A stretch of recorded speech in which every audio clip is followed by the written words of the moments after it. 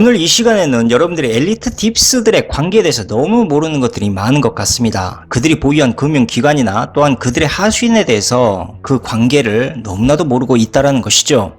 그래서 이것에 대해서 한번 깊게 말씀드리려고 하는데, 아마 이 관계들을 이해하고 앞으로 일어날 세상과 경제를 바라보시게 된다면은 무엇보다 신세계 질서의 은밀한 존재들에 대해서 좀 더 깊고 명확하게 바라볼 수 있는 눈도 동시에 가지게 될 것입니다.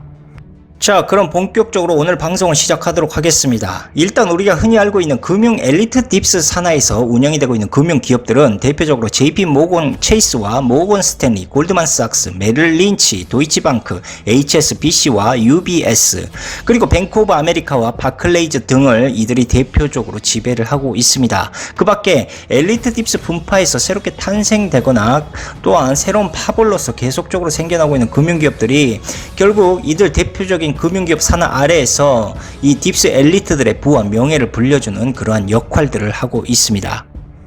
또한 모두가 알고 계시겠지만 FRB는 로스차일드의 대리인들이 설립을 했고, BIS 역시 피어폰트 모건의 아들인 잭 모건이 설립을 한 것입니다. 이뿐 아니라 세계은행과 IMF는 브레튼 우주협정으로 탄생을 하게 되었는데, 정확히는 모건과 록펠러 그 둘이 만든 합작품이다 라고 볼 수가 있습니다. 그리고 현재 언론에서 심심치 않게 나오고 있는 JP 모건 체이스의 전신은 아시는 대로 모건은행과 체이스 맨하탄 은행이 그 뒷배경에 있습니다. 더 깊숙이 거슬러 올라가서 이야기를 하자면 쿤롭의 후원을 받은 에런버의 맨하탄과 록펠러의 체이스가 합병되면서 탄생된 게 바로 체이스 맨하탄 은행이죠. 결국 이렇게 탄생된 체이스 맨하탄 은행은 로스차일드 가문이 이사로 있었던 하노버 은행과 합병을 한 이 케미컬 은행이 결국 체이스 맨하탄 은행을 인수하게 됩니다. 여기서 중요한 사실은 인수 주체가 케미컬 은행, 즉 로스차일드였다는 사실이죠. 그러나 역사와 브랜드 이미지를 고려한다는 구실로 인해서 로스차일드는 체이스 맨하탄 은행의 상호명을 변경하지 않고 현재까지 그대로 유지하면서 사용을 했던 것입니다. 또한 지금의 JP모건 체이스의 회사 마크를 잘 보게 되시면 뒤에 N코라는 상호가 붙습니다. 많이들 들어보신 이름이라고 생각을 하시죠? 네, 맞습니다. 그것은 바로 쿤롭 앤 코를 나타내는 은어였습니다. 그러니까 JP모건의 정확한 풀네임을 말씀드리자면 그것은 JP모건 체이스 앤 쿤롭이라는 그러한 상호명을 가지고 있다는 것입니다. 우리는 이렇게 JP 모건과 쿤롭 사이 관계를 통해서라도 쉽게 로스차일드 가문의 흔적과 그의 돈의 출처를 찾을 수가 있습니다. 이뿐 아니라 시티은행도 로스차일드와 록펠러, 모건 세 그룹이 합쳐져서 만든 은행이고, 골드만삭스 역시도 로스차일드가의 투자 은행으로서 골드만삭스 컨소시엄의 정점에는 로스차일드가가 항상 숨어 있었습니다. 이 밖에도 HSBC와 도이치방크, 모건 등의 글로벌 은행들은 모두 로스차일드가가 직접 설립한 은행들이고, 메릴 린치는 로스차일드의 대리인인 쿤롭과의 은행이 이것을 설립했습니다. 이 밖에 나머지 은행과 국제기구들에 대한 설명이 더 있지만 말해봐야 의미가 없고 또한 너무 길어질 수가 있기 때문에 그냥 생략하고 넘어가도록 하겠습니다. 아무튼 제가 드리고 싶은 말씀은 현재 금융계의 정점은 로스차일드 그룹이고요. 로스차일드는 월가의 대리인과 세계 각지의 거대 은행들, 그 밖에 연준을 통해 금융계를 한 손에 꽉 쥐고 있습니다. 이에 반해 록펠러 가문 쪽은 자원의 통제와 의학, 군수사업, 정치로 세계에 손을 뻗치고 있습니다. 이렇게 자원을 지배하게 된 록펠러 가문은 현재 금융을 은밀히 지배하는 로스차일드 가문과 거의 쌍성의 쌍벽을 이루고 있습니다. 록펠러의 대표적인 기업을 말씀드리자면 일단 엑슨모빌과 공룡푸드 회사인 카길, 그리고 글로벌 거대 건설 기업이랄 수 있는 벡텔을 그 예로 들 수가 있습니다. 이렇듯 록펠러 그룹은 식량과 건설업, 석유, 의학산업, 밀리터리, 군수산업에 이르기까지 인류에 지대한 영향을 끼치는 모든 분야를 장악하고 있고, 이러한 인프라를 통해 전쟁은 물론 세이브 더 칠드런과 유니세프 같은 자선 사업에까지 그 영향력을 뻗치고 있습니다. 이 밖에도 록펠러는 유대인들의 대표적인 분파를 할 수 있는 세파르딤과 아슈케나즘의 세력에 등을 업고 있고, 이것을 통해 미국 정치를 좌지우지 장악하고 있다라는 점, 이것이 현재로서 록펠러의 가장 큰 힘으로 작용을 하고 있다라는 것입니다. 그리고 록펠러는 삼각위원회와 미 외교협회 등을 직접 설립했는데, 그것을 단순히 설립한 것뿐만 아니라 후원까지 했습니다. 이것을 통해서 록펠러는 미국의 엘리트 세력을 직접적으로 응집시키고 또한 리드해 나갈 수가 있었고, 현대 경제에 지대한 영향을 끼치고 있는 시카고 대학을 설립해서 이 엘리트들이 끊임없이 양산되도록 그 교육 분야까지 그들은 장악을 했습니다. 따라서 어느 면에서, 즉 다양한 분야의 면에서는 록펠러 그룹이 로스차일드의 금융 권력을 넘어서는 강력한 파워를 또한 가지고 있다고 볼 수도 있습니다. 과거 2012년도에 금융 서비스 지분 37%를 록펠러가 로스차일드에게 넘겨주었는데, 그 이유도 결국 록펠러 자산의 증식을 로스차일드가 도와주기, 즉 협력하기 위해서였던 것입니다. 로스차일드가 왜 록펠러의 자산을 불려주었느냐? 그 이유는 매우 간단합니다. 그들의 양대 산맥이 서로 유지되어야 하기 때문이죠. 단순히 금융 하나만으로 세계를 지배한다는 것은 불가능합니다. 결국 로스차일드도 자신들이 가지지 못한 부분을 록펠러가 유지해주길 바라는 그러한 이유 때문이었던 것이죠. 그래야만 결국 그들도 자신들의 권력과 재산이 계속적으로 유지될 수 있기 때문이었습니다. 이것을 은유적으로 비유를 하자면 적과의 동침이라고 할 수도 있고 필요악이라고 말할 수도 있겠습니다. 분명 서로가 불편하고 앙숙적인 관계이긴 하지만 악어와 악어새처럼 공생을 해야만 하는 그러한 구조가 되어버린 것이죠. 보시는 것처럼 로스차일드와 모건, 록펠러는 서로 한 몸처럼 붙어있긴 하지만 서로 다른 분야에서 활동을 하고 있는 지배자들이기 때문에 결국 서로의 힘이 반드시 필요하게 된 것이죠. 아무튼 현재 JP모건과 록펠러 그룹의 영향력은 유대 세력을 등에 업고 있고, 이것을 통해서 미국 정치와 경제를 뒤에서 좌지우지하고 있습니다. 과거 세계 대공황을 일으켰던 JP모건의 지배 아래로 들어온 기업들을 제가 한번 분석을 해봤는데, 지금까지 들어온 기업들 말이죠. 자산 규모가 1억 달러 이상이었던 초대형 기업만을 속과 보더라도 JP모건과 퍼스트 내셔널 같은 이러한 대형 은행들을 무려 14개나 소유를 하고 있었고, 다음으로 생명보험 회사를 4개, 그리고 제네럴 일렉트릭과 ATT 등의 전기 전압가스 등의 공기업을 8개나 소유하고 있었습니다. 다음으로 철도회사 4개, US 스틸 등의 자동차 철강제조업체 역시도 12개 지사에 이르렀습니다. 자, 여기에 대공황 때 로스차일드가가 JP모건을 앞세워 흡수했던 중견 기업까지 합산을 하자면 JP모건 산하의 기업체 수는 대략 500개사가 넘어가고 있고요. 자산 총액은 1930년경에 이미 770억 달러를 넘는 수치였습니다. 그리고 현재는 그 5배가량으로 성장을 했죠. 이것을 굳이 비교하자면 현재 미국 상장기업 200개사의 자산 총액 가운데 무려 40%에 가까운 엄청난 액수를 JP모건이 소유하고 있다는 소리와 같습니다. 그런데 한 가지 이상한 점은 JP모건이 사망했던 당시 그가 가진 주식의 지분율은 불과 9%에 불과했다는 것입니다. 그렇다면 JP모건의 실제적 주인은 과연 누구였을까? 그것은 그 당시 45%가 넘는 지분을 소유하고 있었던 로스차일드 가문이었습니다. 이렇게 로스차일드가가 JP모건과 함께 막대한 자본을 벌어들이고 있을 때 록펠러는 이 당시 중소규모의 석유개발업체의 사장이었을 뿐이었습니다. 그러나 록펠러는 원대한 꿈을 꾸고 있었고 결국 로스차일드가를 찾아가게 됩니다. 그리고 로스차일드가 앞에서 록펠러는 이렇게 하소연을 했습니다. 모든 석유 회사를 합병하고 싶습니다. 자금을 부디 지원해 주십시오. 자금을 지원해 주실 경우 독점 체제가 되기 때문에 저에게는 석유의 모든 가격 결정권을 거머쥘 수 있는 기회가 오게 될 것입니다. 그리고 무엇보다 로스차일드 당신에겐 안전한 이자 수익이 영원히 보장되게 될 것입니다. 이렇게 록펠러의 야망과 그의 가문을 알아보게 된 로스차일드는 록펠러에게 석유를 장악할 수 있는 무한한 자금을 지원해줬고, 그렇게 현재 록펠러가 탄생되게 되었던 것과 록펠러는 그의 야망대로 결국 석유의 모든 장악력을 거머쥐게 됩니다. 하지만 너무나도 거대하고 강력한 석유 권한력을 가지고 있었던 록펠러를 염려한 로스차일드는 미국 정부의 정치인들을 앞세워 록펠러 그룹을 쪼개버리는 분할 규제를 압박하게 됩니다. 그 증거로 쪼개져 버린 세계 10대 메이저 정유사들이 바로 록펠러 그룹에서 분사되었던 그룹들입니다. 하지만 록펠러는 로스차일드의 압박을 피하는 곱수를 이때 사용하게 되는데, 비록 회사는 그들에 의해서 분할되었지만 대리인을 내세운 지분율로 기존의 회사를 몰래 은밀하게 가지고 있었고, 그것이 바로 록펠러와 로스차일드가의 쌍벽을 이루는 힘을 갖게 할 수 있는 원천이 되었던 것입니다.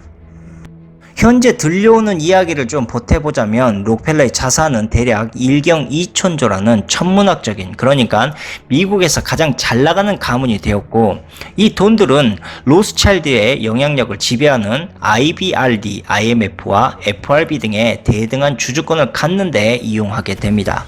그러니까 록펠러와 로스차일드는 그렇게 서로 사이가 좋은 관계는 아니고, 록펠러는 로스차일드를 이용해 지금의 자산과 권력을 이룰 수가 있었다라는 것이죠.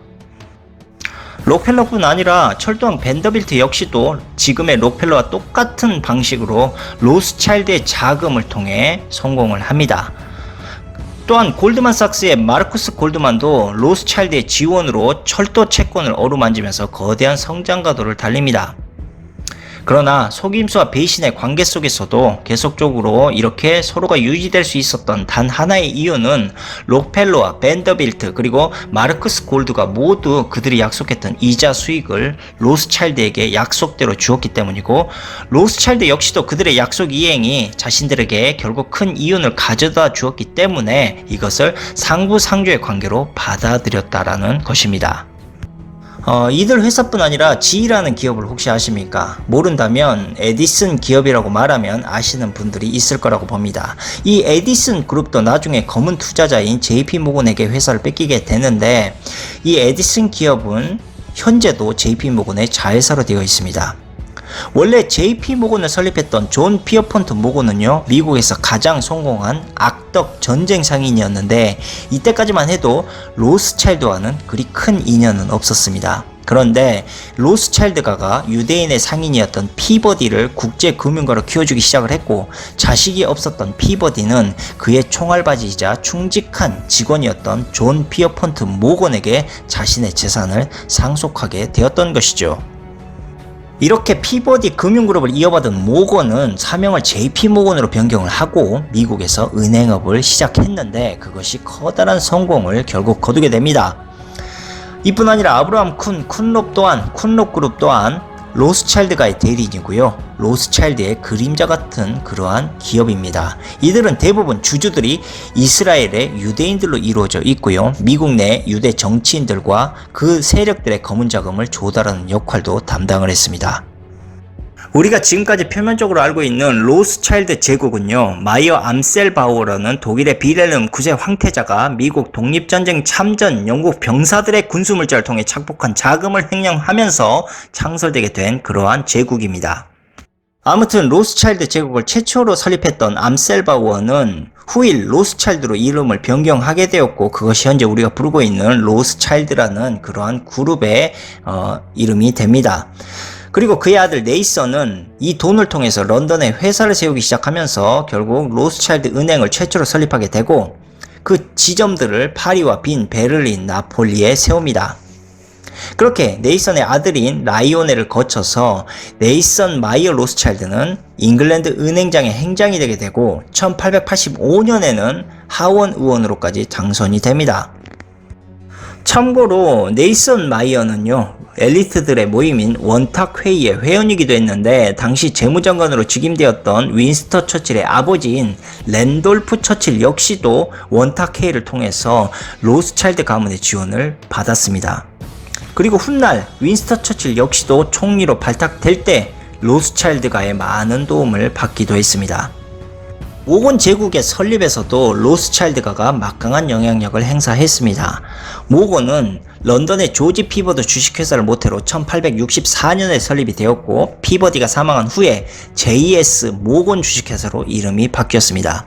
참고로 피버디는 로스차일드가의 신망 있는 대리인이었고요. JS 모건 아들, 즉 존 피어폰트 모건이 유대인 피버디의 경영권을 물려받으면서 현재 JP 모건이라는 이름으로 변경이 되었던 것입니다.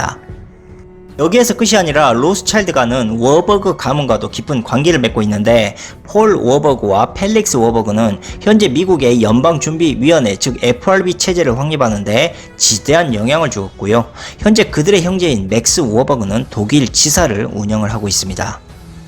다음으로 가장 크게 성장했던 록펠러 제국 역시도 로스차일드가의 자금으로 모든 석유 그룹을 인수합병했고 1853년 존 디 록펠러가 설립했던 스탠다드 오일은 록펠러 제국의 기초를 이루는 데 가장 큰 공헌을 했고 또한 미국이 전쟁의 승전을 가져올 수 있도록 원유를 조작함으로 인해서 가장 로스차일드가의 가장 큰 이익을 안겨주었던 그러한 중간다리 역할을 하기도 했습니다.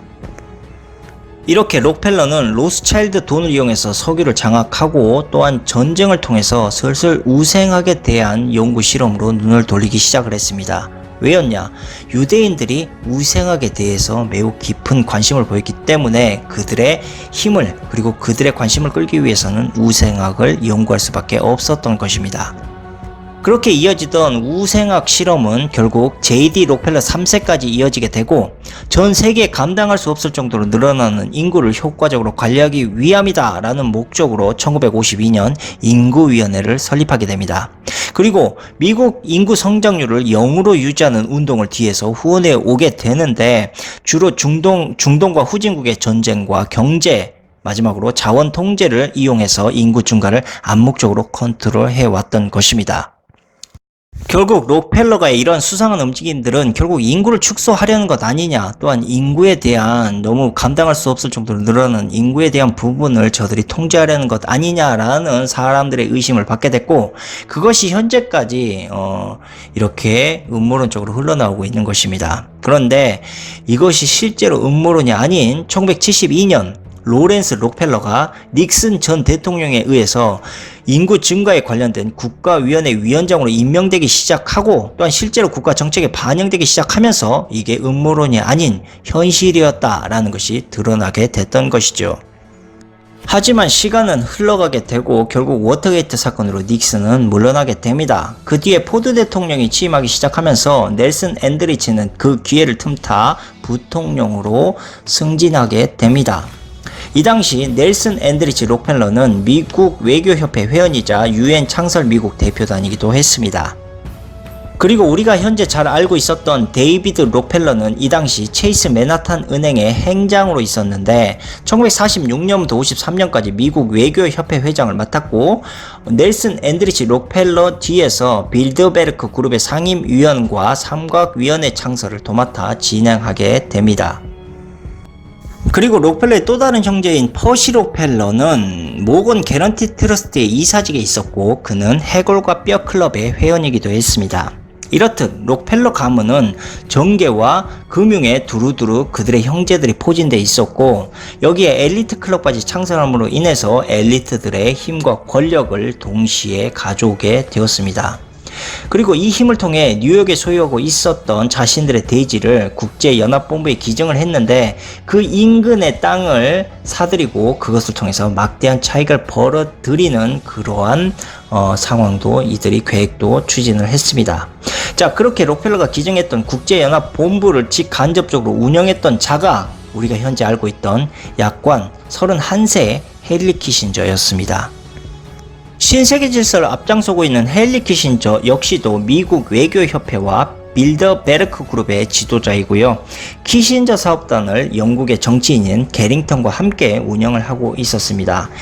헨리 키신저는 과거부터 체이스 맨하탄 은행과 록펠러 재단의 직접적인 관계가 있었고 닉슨 행정부에서는 록펠러의 힘으로 이용해서 국무장관과 국가안보보좌관까지 맡게 됩니다. 이후 키신저는 록펠러의 전쟁 자금을 이용해서 베트남 전쟁을 촉발시킨 명분을 만들어내기도 했고 이집트, 시리아, 이스라엘 사이에서 벌어진 욤키프르 전쟁 발발에도 직접적인 영향을 준 인물이기도 합니다. 이렇게 모든 전쟁을 발발시키는 악영향을 주었음에도 불구하고 결국 나토 평화 유지 명분을 제공한 공로로 오히려 1973년에 노벨 평화상을 받게 됩니다.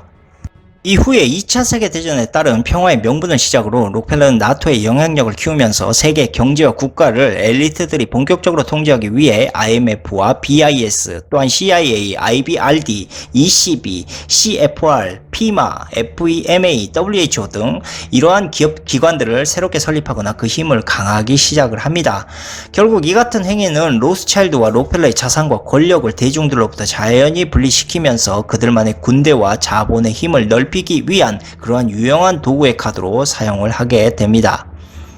그렇게 2차 세계대전이 끝난 1947년 드디어 미 국방부가 창설하게 되고 싱크탱크라는 프로젝트를 은밀히 국방부가 진행하게 되는데 2차 세계대전 당시 IBM은 록펠러와 로스차일드가가 일으켰던 2차 세계대전을 통해 사람을 효과적으로 통제할 수 있는 이른바 바코드 시스템을 독일의 아우슈비츠 수용소를 통해 노골적으로 포로들을 통제하기 시작을 했고 히틀러는 AT&T의 통신 장비들을 이용해 전쟁 정보를 서로 주고받고 있었습니다. 아무튼 히틀러가 운영했던 아우슈비츠에 IBM의 바코드 컴퓨터가 사용되었다라는 것만 보더라도 히틀러 주축으로 일어났던 이상한 2차 세계대전의 전쟁은 결국 이익에 눈먼 미국 기업과 권력자들이 온통 뒤죽박죽 되어서 적과 아군을 분간할 수 없는 상황이었다라는 것을 보여주고 있는 것이고, 이것은 결국 2차 세계대전 전쟁 자체를 의심할 수밖에 없는 가장 큰 증거 중 하나라고 볼 수가 있습니다. 아니, 생각을 해보자면 어떻게 독일이 적국인 미국 기업, 그것도 다름 아닌 IBM의 컴퓨터를 이용해서 자신들의 포로를 관리할 생각을 할 수가 있었단 말입니까? 그리고 IBM은 정확히 자신들이 아우슈비츠 인구 통제 테스트를 통해 얻은 경험을 이용해서 인구 통제 프로그램과 컴퓨터 개발 사업을 본격적으로 촉진하기 시작했다라는 것. 또한 CIA와 미 국방부는 전쟁 포로들처럼 대중들에게 이러한 시스템이 자연히 확산되기를 계획하고 있었다라는 것. 그리고 지금의 스마트폰이 그렇게 흘러나왔다라는 것. 또한 우연인지 모르겠지만 이 당시 갑자기 유성처럼 두각이 되기 시작했던 인물이 하나 튀어나오게 되는데, 그것이 바로 우리가 모두가 알고 있는 빌 게이츠라는 인물이었습니다. 지금의 빌 게이츠가 MS를 설립할 수 있었던 가장 큰 힘은, 원동력은 미 국방부의 컴퓨터 개발 프로젝트와 IBM의 자금이었습니다. 이것을 통해서 지금의 MS가 설립될 수 있었다는 것이죠. 원래 MS는 베이직을 납품하는 조그만 중소기업 업체에 불과했습니다. 그리고 이 당시 컴퓨터는 귀했고 그다지 사용할 곳도 많지 않았기 때문에 대기업도 불과 몇 대 정도만 가지고 있을 정도로 매우 작은 소규모의 시장이었다는 것이죠. 그렇게 그렇게 수요가 적어서 수입이 간단간단하게 유지되고 있던 MS가 갑자기 PC도스를 무려 30만 달러, 우리나라 돈으로 현재 100억 원의 돈을 들여서 매입을 하게 됩니다. 여기에서 매우 궁금한 점이 하나 생겨납니다. 도대체 수익이 간단간단했던 빌이 그 엄청난 돈을 어디에서 어떻게 마련해서 100억이란 돈을 가지고 PC도스를 매입할 수가 있었던 것일까요? 그리고 IBM은 어떻게 빌의 PC도스를 매입한 그 시점에 정확히 찾아와서 OS OEM 계약을 했던 것일까요? 온통 이해가 되지 않는 상황과 기적과 같은 타이밍이 지금의 MS-DOS의 성공 신화였던 것이고, 이러한 의문을 해소할 수 있는 그 어떠한 정보도 나와 있지 않습니다. 단순하게 자기 사업 하나 건설하기도 힘들었던 빌이 출처를 전혀 알 수 없는 100억 원의 돈을 이용해서 PC 운영체제 부분을 인수했다라는 것과 IBM이 정확한 타이밍에 나타나 빌 게이츠와 계약했다라는 것뿐 그 이상과 이하 그 어디에도 그 이상의 정보는 나오고 있지 않습니다. 그러나 추적을 해본 결과 거기엔 다 그만한 이유가 있었습니다. 빌의 아버지는 유대인을 광적으로 추종을 했고 유대인의 자본으로 움직이는 거대 로펌 대표였고요. 엄마는 로스차일드 영향력 아래에 움직이는 거대 자본은행가의 딸이었습니다. 아무튼 이렇게 빌은 MS를 은퇴하면서 갑자기 자선단체를 세우기 시작합니다. 이 자선단체 뒤에서 록펠러 재단이 후원을 하고 있었고, 록펠러 재단은 2차 세계대전에 그 계획을 가지고 있었던 우생학 연구에 빌의 힘을 실어주기 시작합니다. 그리고 지금까지 빌이 한 업적은 글로벌 제약회사들을 이용한 예방주사 개발과 몬산토의 주요 주주로 등극하면서 GM으로 퍼뜨리는 게 그가 이룬 업적의 전부였습니다. 그렇게 예방주사를 아프리카 어린이에게 맞춘 후 많은 아프리카 어린이가 죽거나 후유증을 앓게 되었고, 이것은 현재까지 여전히 소송 중에 있습니다. 우리가 여기서 분명히 깨달아야 할 점은 로스차일드는 유대계 광신도들이었고요. 유대인 가문이나 그 추종자들을 적극 지원했으면 물론 그 영향력이 현재까지 미치고 있다는 것입니다. 그러니까 여러분들이 혹시 빌이나 일론 머스크처럼 부자가 되고 싶다면 유대 가문과 그들 종교를 추종하거나 편승을 하셔야 됩니다. 소프트뱅크 손정희도 그렇게 부자가 되었습니다. 손정희는 그렇지 않고서는 절대 그들처럼 성공할 수 없다는 것을 이미 깨닫고 있었고, 유대인을 추종하고 만나기 위해서 미국에 건너가 유학생활을 했던 것이지 그들의 교육을 배우기 위해서 갔던 것이 결코 아닙니다. 자, 다음으로 우리가 잘 알고 있는 조지 소로스 역시도 로스차일드의 대변인입니다. 하지만 언론에서는 이 같은 사실을 숨긴 채 조지 소로스를 독보적인 면만을 부각시키면서 금융 천재로 묘사하고 있죠. 여기에 그에 관한 이야기는 전설적인 색채까지 더해져서 대중들에게 신비한 존재로 군림하기까지 하고 있습니다. 자, 그렇다면 금융가의 거장인 소로스는 금융 해커 천재답게 과연 혼자 힘으로 잉글랜드 은행에 도전을 하고 독일 마르크화를 주무르면서 아시아 금융시장을 휩쓸 수가 있었던 것일까요? 그런 황당한 신화는 그들이 만든 책과 미디어에 세뇌당한 단순한 사람들이나 믿을 것이라고 저는 생각을 합니다.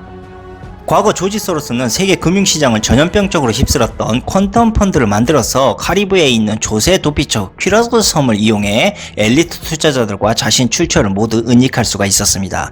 참고로 퀴라소 섬은 국제적으로 각광받고 있는 마약 거래상들의 검은돈 세탁으로도 유명한 곳인데 바티칸 은행 역시도 이 검은돈을 이 섬에 은닉해서 이용하기도 했습니다.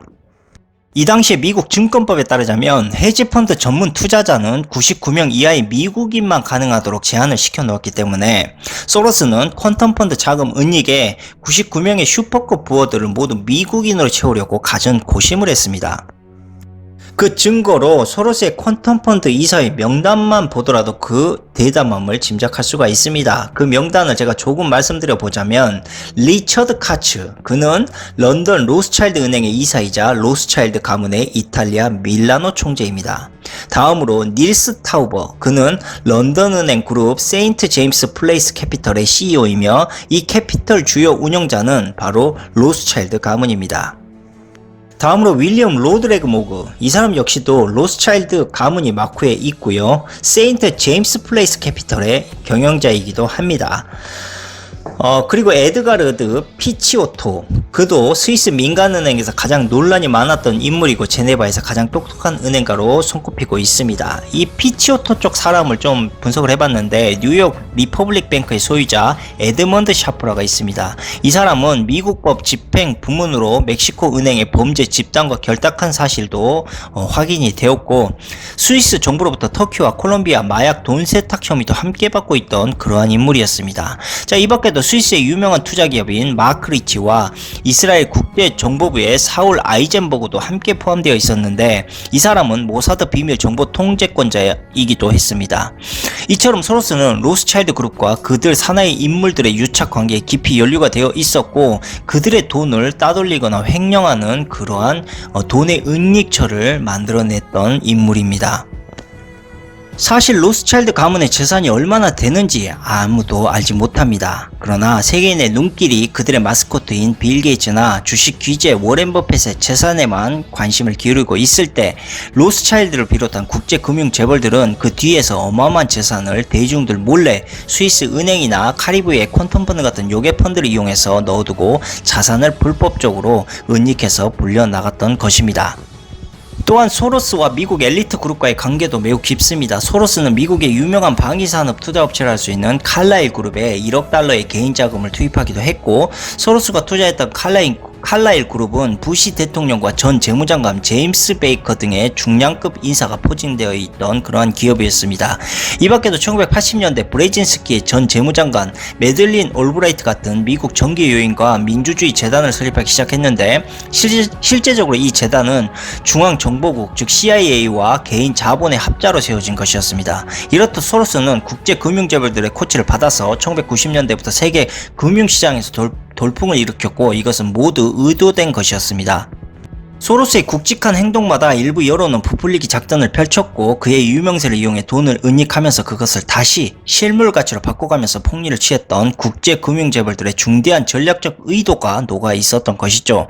결국 조지 소로스의 핵심 역할은 세계 각국의 경제를 달러로 유지하면서 가치가 퇴색될 수밖에 없다라는 사실을 인지시켜주는 것과 자신들이 만든 화폐 종말을 스스로 준비하는 그러한 단계를 이 조지 소로스가 추진해 나갔던 것입니다. 그렇게 함으로 인해서 새로운 화폐 출현을 만들고 디지털 화폐 추적 시스템을 대비하기 위해서 조지 소로스는 퀀텀 펀드 같은 이러한 요괴 펀드를 이용해서 엘리트 자산의 은닉 도피처를 만들어 두었던 것이고 엘리트들은 화폐가 아닌 실물 자산으로 그 가치를 서서히 바꾸어 놓았던 것입니다. 이미 월가와 영국은 영란은행과 연준을 추측으로 하는 새로운 세계화폐 준비 작업에 완성 단계에 이르고 있고요. 그렇게 탄생되고 있는 것이 지금의 중앙은행의 디지털 화폐인 것인데, 자, 이것이 이제 새로운 시스템으로 자리매김하게 된다는 것이죠. 자, 이렇듯 디지털 화폐는 매우 오래전부터 계획되어 온 일이었고요. 비트코인 출현 역시 모두가 계획된 것이었습니다. 결국 디지털 단일 화폐는 지하 경제의 검은 돈이 모두 추적되게 될 것이고, 로스차일드가와 유대인들이 현재 장악하고 있는 금융 기업들을 통해서 완전히 돈의 흐름이 장악되게 될 것입니다. 끝으로 현재 로스차일드가가 BIS의 주주권 행사를 통해 직간접적으로 제어가 가능한 중앙은행 국가들이 모두 국가 디지털 화폐 개발에 몰두를 하고 있고, 이것은 국가 간의 화폐 개념을 서서히 무너뜨리고 있는 것은 물론 BIS 통제 아래 전세계 100개국의 중앙은행들이 모두 로스차일드가와 록펠러의 영향으로 디지털 단일 화폐에 협조하는 중앙은행들입니다. 결국 단일 화폐가 디지털 화폐 출현 이후로 거의 확실시되고 있는 상황이 오고 있다는 것이죠. 이렇듯 세계 정부 수립을 위한 신세계 질서의 계획은 여러분들도 전혀 눈치채지 못하게 서서히 과거 수십 년 전부터 준비해 왔던 것이고요. 스마트폰의 출현 역시도 결국 단일화폐 인프라 구축을 위해 계획된 그러한 프로젝트였고, 구글과 MS 그리고 IBM을 통해 개발되고 있는 양자 컴퓨터와 블록체인 빅데이터 시스템 역시도 모두 단일 금융 경제 시스템을 구현하기 위해 개발되고 있는 것일 뿐, 이것이 결코 기술 개발로 인한 문명의 발달로 인한 우연이 아님을 여러분들이 깨닫기를 바라면서, 부디 다가오는 이러한 냉정한 현실을 명료히 바라보는 힘을 가지시기를 바라겠습니다. 감사합니다.